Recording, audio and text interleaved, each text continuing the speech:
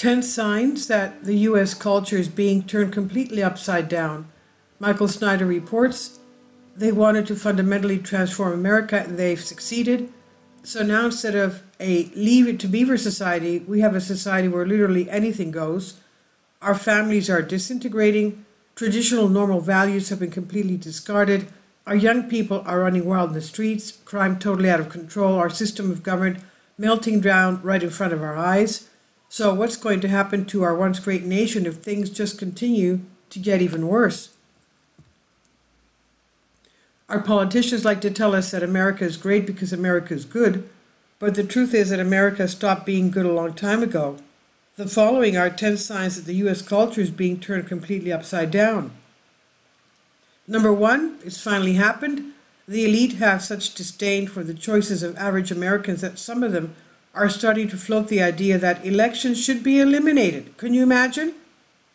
The following comes from an article that the New York Times published just last week that was originally entitled, "Elections are bad for democracy." What? On the eve of the first debate of the 2024 presidential race, trust in government is rivaling historic lows. Officials have been working hard to safeguard elections and assure citizens of their integrity, but if we want public office to have integrity, we might be better off eliminating elections altogether. If you think that sounds anti-democratic, think again. The ancient Greeks invented democracy, and in Athens, many government officials were selected through sortition, a random lottery from a pool of candidates. In the United States, we already use a version of lottery to select our jurors. What if we did the same with mayors, governors, legislators, justices, and even presidents? Number 2, the war on the family continues to escalate and is now being projected that 45% of all U.S. women in their prime working years will be single and childless in the year 2030. We're told by our culture that a woman who is unmarried and has no children is empowered and in charge of her own life. She has escaped the unnecessary burden of raising a family and being a slave to her husband. At least that's what our society has convinced us.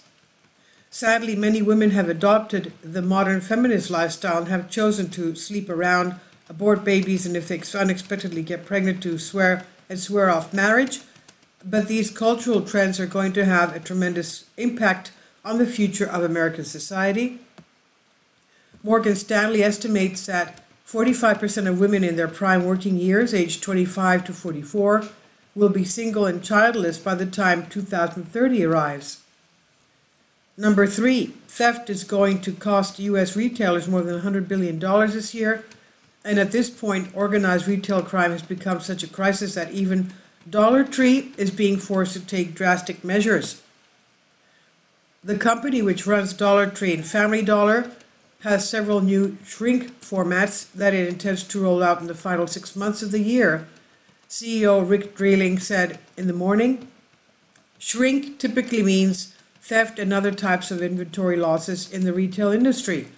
It goes everything from moving certain SKUs at stock keeping units to behind the check stand," he explains to those who turned into the company's earnings call. It has to do with some cases being locked up, and even to the point where we have some stores that can't keep a certain SKU on the shelf, just discontinuing the item. Number 4, when I was young, I actually applied to go to school at Yale. At that time, it was one of the most prestigious universities in the entire world. Unfortunately, at this point, violent crime in the city of New Haven is off the charts. Yale University is rushing to reassure freshmen, students, and parents after the school's police union, which in the midst of contract negotiations distributed flyers at stark warnings about high crime in New Haven, Connecticut, complete with a graphic of Grim Reaper. They warned incoming students to avoid walking alone and avoid public transport. Forget nightlife, students should stay in their dorms and off the streets after 8 p.m.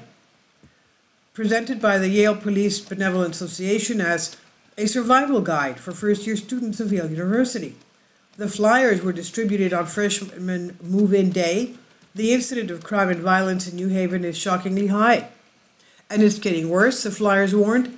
During the 7-month period ending July 23, 2023, burglaries and motor vehicle thefts, everything was up. from 33% to 56%. Number 5. One man in Texas was just forcibly removed from a school board meeting for reading a book that had actually been available in the libraries of that school district. A man was forcibly removed from a Tuesday school board meeting by law enforcement while reading a passage from an explicit LGBT book that was previously available in the district's libraries. Mike C. was escorted out of the Fort Worth Independent School District Board meeting this week when he began reading vulgar passages from the book Flamer by Mike Curato. Curato's book was described as a semi-autobiographical graphic novel set in 1995 that follows the story of a child named Aiden as he navigates friendships, deals with bullies, spends time with Elias, a boy can't stop thinking about. He finds himself on the path of self-discovery and acceptance. Number 6, it seems like there's a mass shooting somewhere in America almost every day. Terrifying videos. And number 7, Chicago Mayor Brandon Johnson is admitting that vehicle theft is completely out of control in his city in Chicago, but instead of going after the thieves, he's filed a lawsuit against Kia and Hyundai. Democratic Chicago Mayor Brandon Johnson's office announced that the city filed a lawsuit against automakers Kia and Hyundai, alleging that both companies have failed to include industrial standard engine immobilizers in several models of vehicles, which resulted in a steep rise in crime. The impact of car theft on Chicago residents can be deeply destabilizing, particularly for low to middle income workers who have fewer options for getting to work and taking care of their families, Johnson said.